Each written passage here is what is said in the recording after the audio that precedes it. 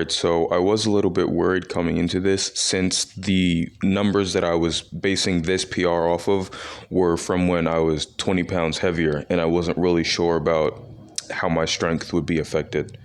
I'm really not sure why. I haven't gotten any weaker. The only thing that I have right now is just because I'm young and I'm nowhere near my full potential. So maybe my body's just a little bit better at adjusting to certain changes. I'm still not sure exactly how much it adds up to, just because pause squats are a little bit difficult to calculate.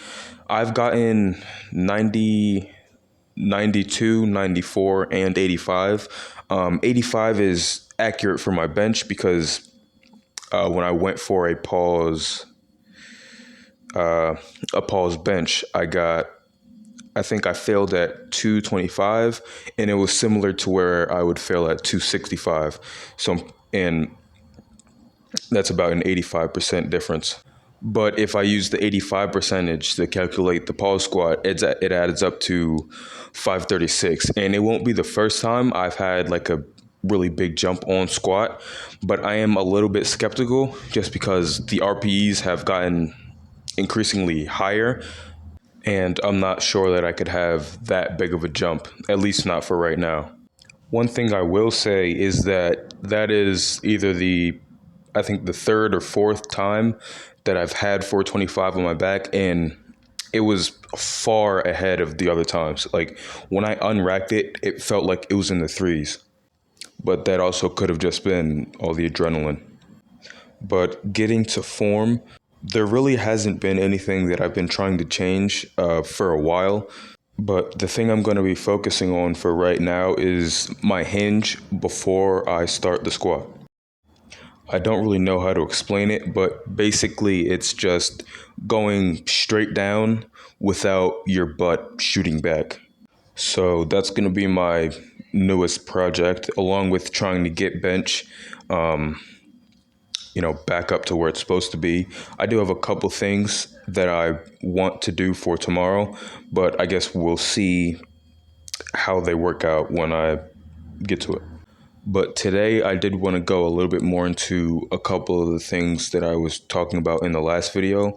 The first thing I want to talk about is training style, about how I was saying training your muscles based on whether they're fast twitch or slow twitch.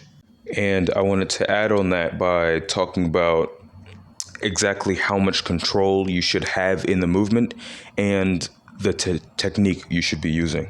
Well, specifically me, like I'm not trying to tell people what to do or anything because I'm not 100% sure either. But the thing that I found most interesting was with shoulders, specifically the side delts. I was training them it was Saturday, and I realized that even when I was going fast and trying to focus on the fast twitch, I was still feeling a little bit of my traps.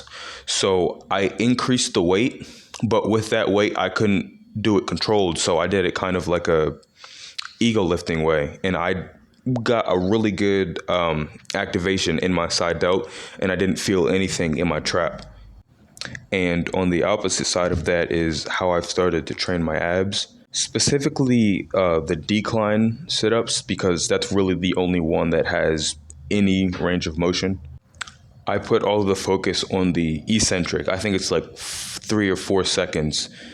And I thought those two together were really interesting because I really don't see a lot of people talking about that training really isn't a one-size-fits-all. It's either do it really slow or do it really fast, or do it this way or do it that way. That could also just be because I'm not really that into bodybuilding content, and I really don't watch, I think, any bodybuilders. So it could just be a thing that I personally have never heard of. And another thing that I wanted to talk about is how since Saturday, decided to start training my chest. I was doing chest flies and I randomly decided to put an arch into it, and I realized that I really didn't feel nearly as much shoulder activation as I usually do, and it was pretty much all chest. And it does make sense Well, the way I make sense of it is with the arch, you're basically locking your shoulders behind your back. So they're by default not really going to have as much activation as they normally would. I also realized that I was able to lift a lot more weight in my accessories. I think each movement gained like 5 to 10 pounds. And that's pretty decent considering I'm at where I was doing the movements normally, but I've also dropped it by like 2 RPEs. I am going to increase the weight again just because I like to be with my accessories around like an RPE 7, just because that way I can easily tell which muscle I'm activating and there's really not much fatigue going on. And the last thing I wanted to talk about is the weight that I want to be competing at for the future. I've already decided that I'm probably going to be competing in the 205. I just wanted to talk about it a little bit more. So originally, I wanted to be in the 220, but since we're switching federations, the only options are 205 or 231. And I don't want to compete in 231, but I don't feel like competing in 205 just because I don't really want to have to cut for that long. But really, the biggest thing with competing in 205 was the strength.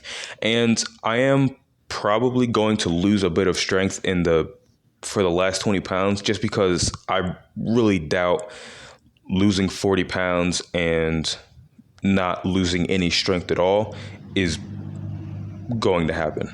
It's just not realistic for me to think that way. I'm obviously still open to it happening, and I would like for it to happen just because I'd rather not get weaker. But I guess we'll see. I am out of stuff to talk about, but I do want to get to 8 minutes just because I'd like to end it on an even number for today. I changed something in my diet just so I could have a little bit more protein over fat. I switched out the ribs for chicken liver, which I really don't like it, but I don't hate it either. It's mostly just a texture thing. And for some reason, they taste a lot better cold, and I don't know why. But yeah, I'll see you next time.